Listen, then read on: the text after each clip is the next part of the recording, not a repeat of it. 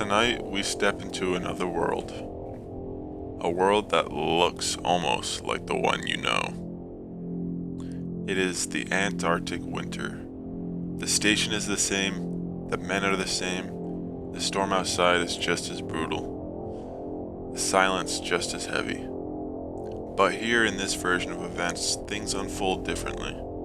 The thing is still here, still alive beneath the ice. But instead of following the path you remember, this reality bends. The faces you know, McCready, Childs, Blair, and the rest of them, they still fight for survival. They still turn against each other. But their story takes a darker, stranger course. Here, the thing is patient. It waits in the shadows. It whispers instead of rushing forward. It toys with them. And one by one, it unravels them. This is not the story you've seen. This is an alternative telling. The same place, the same men, but a different nightmare. So settle in, keep the lights low, and follow me into the storm, where the thing waits in the dark. The Antarctic night is endless. It folds across the land like a heavy blanket, unbroken except by the stars and the restless sweep of the wind. The outpost is small, a metal skeleton set against an infinite wasteland. Inside, it is warm but uneasy. The hum of generators, the drip of melted snow, the shuffle of boots in long corridors. 12 men live here, 12 shadows sharing the dark, each of them bound by the same isolation, the same silence. McCready, the pilot, sits hunched over a chess computer in his shack. The game has dragged on for days. He studies the screen, takes a sip of whiskey, and makes his move. The computer wins. McCready curses softly and pours the rest of his drink into the machine. The screen dies in a crackle of sparks. Inside the common room, Childs leans back in his chair. Smoke curls from his cigarette, drifting toward the ceiling. Palmer sprawls on the couch, muttering about the storm, how it hasn't let up in weeks. Blair scribbles in his journal, writing equations only he understands. Copper and Gary argue over a game of pool. The others wander the halls, fighting off boredom with empty chatter. It is quiet. Too quiet. Even laughter here feels fragile, as though it doesn't belong. And beneath the ice, something waits. The storm has not eased. It claws at the windows, a beast with invisible teeth. Inside, the men pass another day in routine. Meals, cards, endless waiting. Then, a sound cuts through the monotony.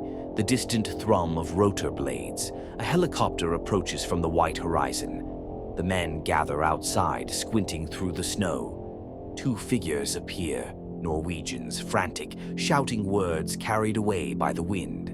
A dog runs ahead of them, black eyes gleaming, fur slick with frost. One of the Norwegians raises his rifle. The men scatter. The shot goes wild. Shouts erupt, confusion, anger. Windows shatter as the dog darts for cover. Gary takes his pistol. 1 clean shot. The Norwegian falls into the snow. The other dies in the explosion of his own grenade, the blast swallowed by the blizzard. And then, silence again. Only the dog remains. Calm, too calm. Its breath clouds in the air as it stares at the men, as though it already knows them. They bring the body inside. Windows shuttered, doors locked. The storm grows heavier. Later, curiosity drives them to the Norwegian camp. What they find is ruin. Buildings charred and blackened, ice walls split open with claw marks, and deep beneath the snow, a shape, metallic, enormous, half buried for longer than memory can reach. A spacecraft. The silence there feels alive. Every man senses it. A presence watching, breathing in the cold. They bring something back to the outpost, frozen, twisted, the corpse of something not human. They store it in the lab, covered in ice and tarp. But the dog still waits. pacing softly in its cage, eyes too aware, movements too deliberate, and when no one is looking, it no longer resembles a dog at all. Night falls heavy over the outpost. The storm claws harder at the walls, rattling doors, shaking window panes. The generator hums low, steady, a fragile heartbeat keeping the darkness away. In the kennels, the other dogs stir uneasily, hackles raised, whines low in their throats. The new dog sits still, too still, its eyes reflecting the dim light like shards of glass. When the lights flicker, it moves, not like an animal, not like anything that belongs to Earth. Its skin ripples, its jaw splits, limbs unfold from places where no limb should exist. The kennel erupts in screams and howls, wood splinters, metal groans. The other dogs thrash, desperate to escape.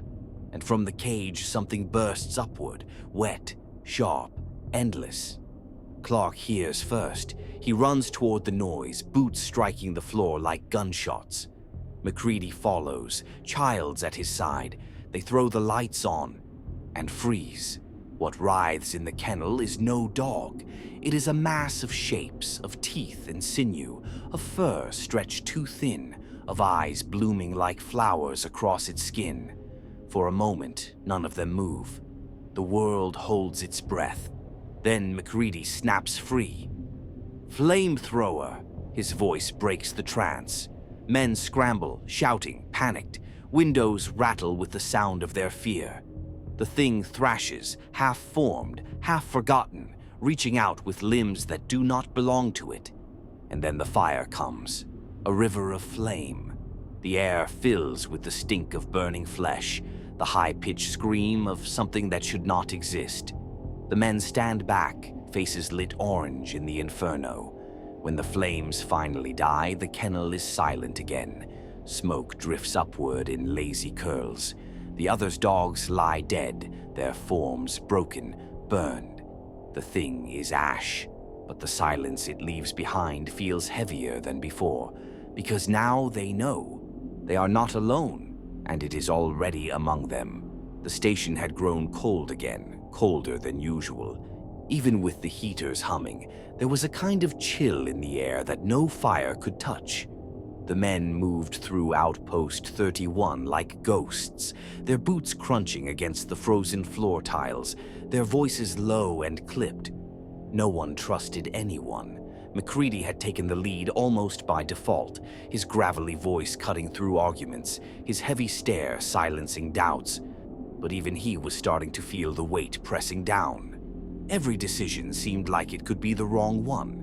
Every word spoken seemed to carry suspicion in its echo. Childs leaned against the wall, arms folded, eyes sharp. "Far as I see it," he muttered, "we got two choices. We sit around and wait for this thing to pick us off one by one, or we burn this whole goddamn place down." Palmer barked a laugh, quick and nervous. "Yeah, sure. Let's just torch the roof over our heads." "Great idea, Childs. Real survival instinct you got there." But nobody really laughed. The silence stretched, broken only by the faint rattle of the wind outside, slipping through cracks in the building's bones. Blair hadn't come out of his office in hours. The others knew he was keeping notes, scratching formulas and diagrams across every page he could find. He claimed he was working on a solution, but the way he'd started avoiding eye contact, the way his hands trembled whenever someone walked too close, it made everyone's stomachs tighten. Windows slammed a cabinet door just to hear the sound of it. "We're sitting ducks. That thing's not just hiding in one of us. It's watching, waiting, and it's smart." Heads turned. The words hit too close to the truth. They all remembered the kennel, the shrieking, the tearing of flesh that wasn't flesh anymore. That thing inside the dog had moved like it knew them, like it wanted them. The idea that something like that might be standing among them right now was unbearable, and yet undeniable. McCready adjusted the flamethrower on his back, its presence both a comfort and a burden. "We don't know who we can trust," he said, his voice steady but edged. "But one thing's certain, It ain't done with us. And if we don't keep our heads straight, it's gonna win. The lamps flickered. Everyone turned instinctively toward the sound, half expecting the walls themselves to come alive. But nothing came. Not yet. Still, something in that flicker felt intentional, like the station itself had blinked, letting them know they weren't alone, Bennings whispered under his breath. It's here with us right now. And the silence that followed was heavier than any storm outside.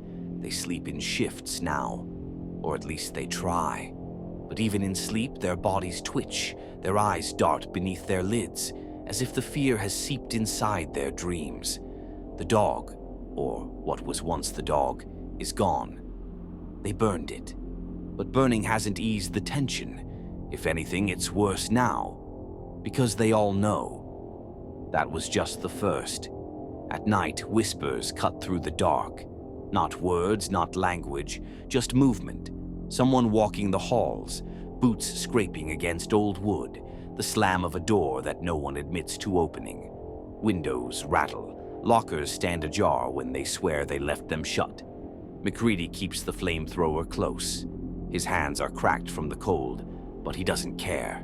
He doesn't trust anyone else to hold it. Palmer smokes twice as much. His fingers shake and ash drops down his shirt, but he doesn't notice. He just mutters about the way it looks at you. No one asks him what it is. Windows spends hours at the radio, twisting knobs, begging for a voice. All he finds is static. And sometimes, only sometimes, the static stutters in a way that sounds like breathing. Childs sits near the door. He watches the others. Not the storm, not the dark. The men. His eyes don't leave them, not even when they tell him to. And then, a scream. It echoes down the hall, ragged and wet, the kind of scream that doesn't sound human at all. They rush toward it, flashlights bobbing, weapons in hand. The infirmary door is open. Inside, Norris on the cot, chest heaving, eyes rolled back. Copper tries to resuscitate him, pumping his chest. The men crowd around, their breath fogging in the cold air. One pump, 2, 3, and then the chest opens, splits like wet paper. A ribcage becomes a jaw, teeth snapping shut on Copper's arms. Blood sprays across the room. Men stagger back, shouting, slipping on the floor. Flamethrower. Fire roars. The thing thrashes, screaming through Norris's face, half human, half something else entirely. It climbs the walls, burning, writhing until the flames consume it. The smell is unbearable. Charred flesh, ozone, a stink that clings to the throat. And when it's over, there's only silence again. Every man staring at the scorched remains. The storm shows no mercy. The wind rattles every wall, sneaking through cracks, whispering like it knows the secrets of the station. Inside, the men move like wary predators. No one speaks freely anymore. Even silence feels like a trap. McCready paces the lab, checking the weapons, keeping a careful eye on the others. Childs leans against the wall, arms crossed, glaring at every movement. Palmer mutters to himself, tracing shapes in the frost that clings to the windows. They don't sleep in shifts yet. They barely sleep at all. Every rustle of snow on the roof, every groan of the building, every faint movement in the corner of an eye, it becomes unbearable. Blair avoids everyone. His notes are filled with frantic sketches, diagrams, equations. They're not what we think they are, he whispers once, more to himself than anyone else. Not just animals, not just people. Gary sharpens a knife in the mess hall, glancing at each man as if the next one could be the thing. Everyone's hiding something, he mutters, even in the light. The dog's cage stands empty now, a faint curl of smoke still clinging to the floorboards where they burned it. But the memory of its gaze lingers. Too knowing, too patient. They try to eat. Meals are quiet. Utensils scrape the plates like soft warning signals. Words are clipped, sharp, avoided. And in the shadows between the men, something moves, silent, patient, watching. No one sees it, but they all feel it. The unease is heavier than the storm. The mistrust is thicker than the cold. A chair slides across the floor on its own. The generator hiccups. A faint groan echoes from the walls. The station itself seems alive. Every man begins to suspect the other. Every glance is measured, every word weighed. And yet, the thing waits, biding its time, hiding in plain sight. It will strike again. And when it does, the paranoia will erupt like a storm inside the walls, worse than the one outside. The storm outside is relentless. The walls of Outpost 31 groan under its weight. Inside, the air feels thick, almost liquid, carrying the stench of burned fur, smoke, and fear. The men no longer move freely. They glance at each other before speaking. Every word is measured. Every step is cautious. MacReady walks the halls with his flamethrower slung across his back. Childs shadows him, eyes darting. Palmer sits in a corner, staring at nothing, muttering to himself. Even the quietest men, Blair, Norris, Copper, seem to carry invisible shadows behind their eyes. A sound cuts through the tension, a soft scuffing from the lab. All heads snap toward it. No one speaks. The sound repeats, soft, deliberate. Something is moving. Something is among them. The men rush toward the lab. Flashlights sweep the room. The thing is not there. Only the tarps, the ice, the corpse lying frozen in its containment. But a whisper of movement in the shadows is enough. Palmer stumbles back. Did anyone else hear that? Childs tightens his grip on his knife. I heard it. MacReady stares at each of them in turn. The mistrust is palpable. Even now, no one can be sure who is human and who is not. Minutes stretch into hours. Doors are locked. Windows shuttered. The men speak only in whispers. And then, in the mess hall, a chair slides across the floor on its own. A plate clatters. The generator hiccups. And for a heartbeat, the thing shows itself. Not fully. Not yet. Just a flash of movement, too fast, too smooth, as if the shadow itself were alive.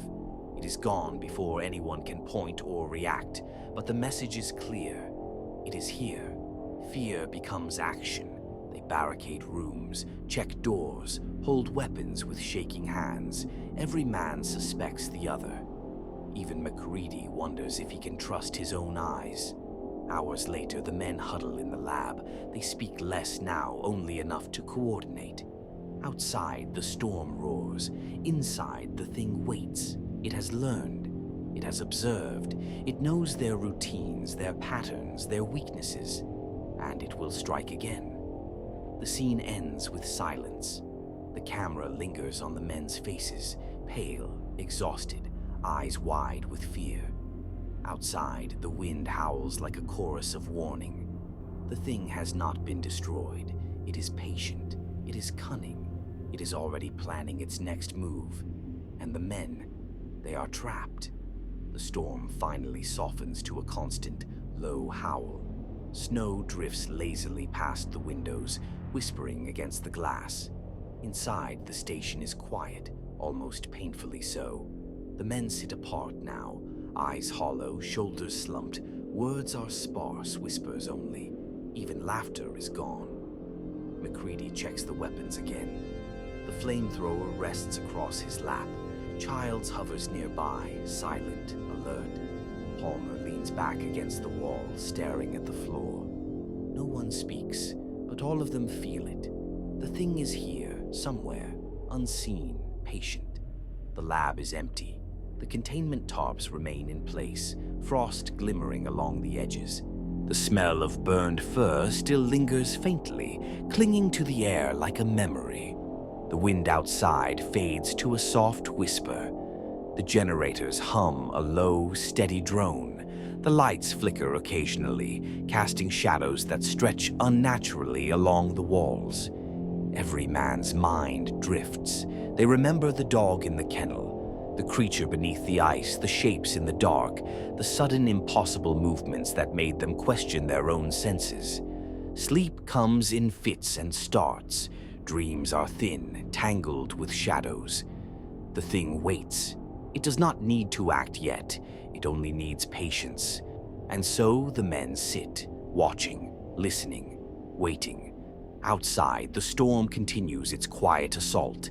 Inside, the air grows colder, heavier, and the silence stretches as if the station itself were holding its breath. The night drifts on, endless and white, and somewhere in the shadows, a single pair of eyes gleams, unblinking, watching, waiting, calculating. The men do not yet know what the morning will bring, but they do know one thing: they are not alone, and the thing is patient. The storm outside has softened to a distant, steady hum. Snow drifts lazily against the windows, sliding down in quiet sheets, blanketing the world in white. Inside Outpost 31, the air is still, but thick with memory. The heat of the flames, the smell of smoke and singed fur, the echo of impossible movements in the dark. The men sit quietly now, their bodies slumped, shoulders heavy with exhaustion. Their eyes sweep the shadows instinctively, but slowly the tension begins to settle. They are awake, but the fear has dulled into a dull, constant hum at the edge of thought. Outside, the wind whispers through cracks in the walls. It carries the faint sound of ice scraping against ice, soft and distant, almost melodic.